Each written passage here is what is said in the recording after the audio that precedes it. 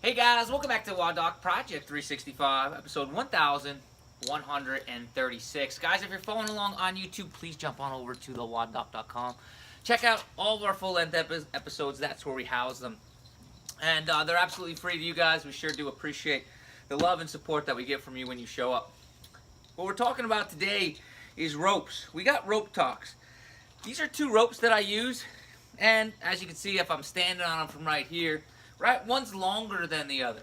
I'll move up just so you guys can see right here. One is considerably longer. One hits just about below my armpit crease, and the other one is well above my armpit crease, right? So that begs the question, what is the difference between going longer and going shorter? What's the advantages and disadvantages, right? Well, if you go onto any of the websites, whether it's RPM or SmartRx or whichever one of those rope sites are, they'll give you a kind of like schematic as to how you should do it. And a lot of times they tell you to measure to your armpit, which is a great tool to give you a barometer. But why would you want to be a little bit shorter? Why would you want to be a little bit longer? And again, what are the advantages and disadvantages of both of those? Well, we'll start out with the shorter one. All right, this is the one that I use in competitions when I do competitions, right? And the advantages of it being a little bit shorter, right, is that it doesn't have as far to go around, right? The circle is smaller. But what you'll notice is I have to stay in a much better position. My arms have to be low because as soon as my hands start migrating upwards, it's going to hit into my feet. I'll show you what I mean in just one second, right? So if I go ahead and I start to jump, you're going to notice that it's pretty close to me. And as soon as my hands start to migrate upwards like I just did, okay, it's going to hit my toes, okay?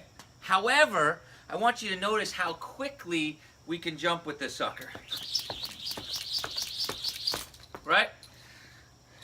If I move over to the longer cord, this is the one that if I haven't been doing double unders for a long period of time, or if it's a more of an endurance activity where I know I'm going to be doing a whole bunch of double unders and the absolute speed of that double under isn't that big of a deal, this is something where I go to that longer one. And typically, to be honest, it's one where I go to when I'm out of practice because I haven't been doing enough double unders recently or anything like that. What is the advantages and disadvantages of this, right? The advantage is it allows my arms to migrate a little bit upwards, a little bit downwards, a little bit out, and a little bit in without getting penalized by tripping on the rope, right? So as I start to get tired, and rather than just moving with my wrists, and my whole arm and my whole elbow starts to go over the place, I can get away with more. I have a little bit more of a buffer zone. Now the disadvantage is that it's a longer loop, right? So it's going to take longer for it to go around, and this is just fractions of a second, but when you do 100, 200, 500, that fraction of a second really adds up. So I want to show you what I mean here. Now you notice that as soon as I started to migrate my hands on the previous jump rope, the first thing I did was trip up there, right?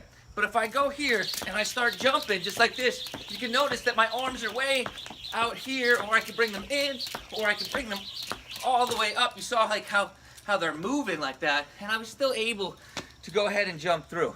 But as soon as I deviated just a little bit with that smaller rope, okay, it tripped me up, okay?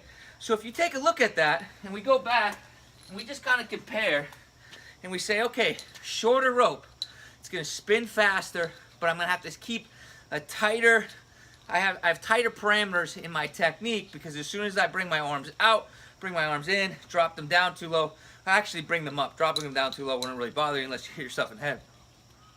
You're gonna trip up on the sucker. The longer one, it's going to go around in revolution slower, all right, but it's going to allow you to deviate more. My arms can go out, and they could come up a lot more. So if I get tired, if I tend to get tense, we definitely want to go towards the longer rope, at least until I get my form down where I can stay in that nice, relaxed position. Cool? I really hope this helps you guys out. Hope helps you pick the right rope. Or if you're having trouble, if you continue to trip up, maybe this is one of the reasons why. Check at your migration. We'll talk a little bit more about this in the future. Guys, questions, comments, please post them below. And until tomorrow, we are optimizing function. to optimize performance.